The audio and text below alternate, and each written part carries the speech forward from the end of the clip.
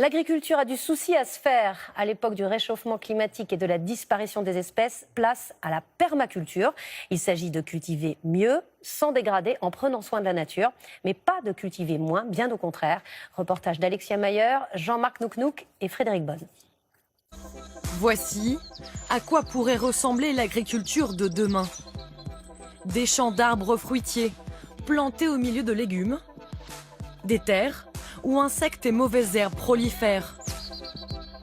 Voici la permaculture, une méthode alternative inspirée par la nature.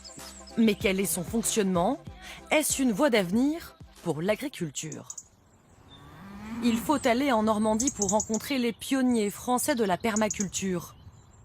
Vu du ciel, leur micro-ferme est différente des exploitations traditionnelles. Plus de monoculture, ici, un désordre organisé. Alors la permaculture, c'est une boîte à outils qui va imiter la nature. On va avoir des arbres au beau milieu desquels on va installer des cultures, de légumes.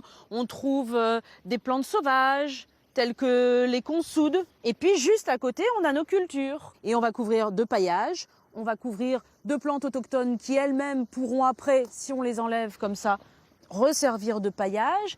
Tout ce qui vient du sol retourne au sol. Un écosystème autosuffisant. Le sol est fertilisé naturellement par les racines des plantations et des arbres.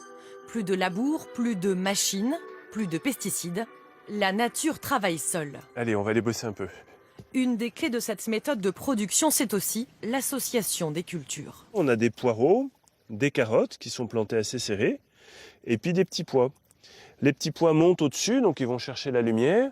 Ils fixent l'azote de l'atmosphère dans le sol, les autres cultures en bénéficient. Et les carottes et les poireaux, elles se protègent entre elles, avec leurs odeurs respectives, des ravageurs. Et ces cultures sont ultra rentables. Sur plus d'1 hectare, ils produisent 10 fois plus que dans une exploitation classique.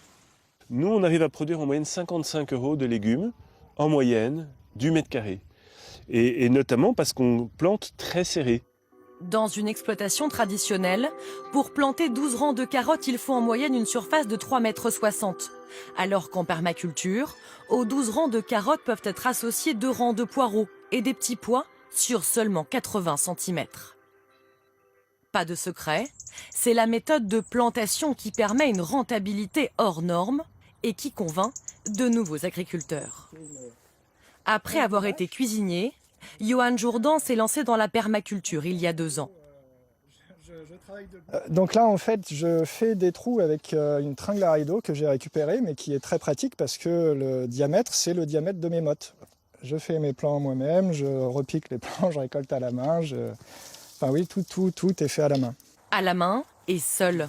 Il cultive plus de 2000 m² de fruits et légumes.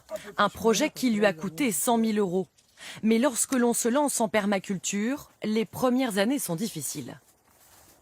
En pleine saison, on doit être à au moins une quinzaine d'heures facile par jour, donc 6 jours sur 7. Maintenant, je rembourse mes emprunts et si tout va bien, l'année prochaine, je devrais commencer à pouvoir me générer, pas forcément un SMIC par mois, mais même si c'est 700 ou 800 € par mois, ce sera bien. La permaculture, est-ce alors un modèle économique viable? Les chercheurs se sont penchés sur la question, comme François Léger. D'après leur rapport, sur une surface de seulement 1000 m², le revenu des agriculteurs peut atteindre jusqu'à 1 500 € par mois en moyenne. Ces systèmes, ils ne permettent pas d'obtenir des revenus énormes, mais ils permettent d'être beaucoup plus sûrs pour garantir un seuil minimal de revenus qui convient aux gens.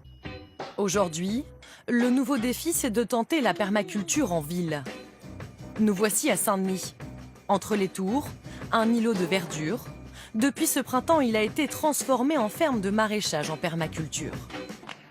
On a planté depuis le mois d'avril à peu près une centaine d'espèces différentes, entre donc des aromatiques, des plantes à parfum, des légumes racines, des légumes feuilles. Ce qui nous intéresse, c'est de voir à la fois comment on va se mettre en situation de produire de la nourriture dans un endroit où évidemment on est sur un village de 120 000 habitants, aux portes de Paris, et de voir aussi comment la qualité biologique du sol nous permet ou pas de mettre en route une logique de permaculture.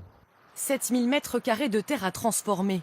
Il faudra attendre 3 ans pour que la faune et la flore reprennent leurs droits, car ici, le milieu urbain fait partie de l'écosystème. toute cette surface goudronnée, bétonnée fait énormément de chaleur. Donc nous, ça a nos avantages au niveau de la terre, parce qu'effectivement la terre va chauffer beaucoup plus vite, donc va améliorer entre guillemets, les performances des végétaux. En fait, ils vont exploiter au maximum et démarrer surtout très très tôt et finir très tard. Ces légumes sont vendus à des grands chefs parisiens, mais aussi sous forme de paniers à 15 € aux habitants de Saint-Denis. Ici à terme, cette ferme pourrait nourrir les cantines des entreprises alentours. Et si l'avenir c'était ça, des cultures alternatives où la nature est respectée.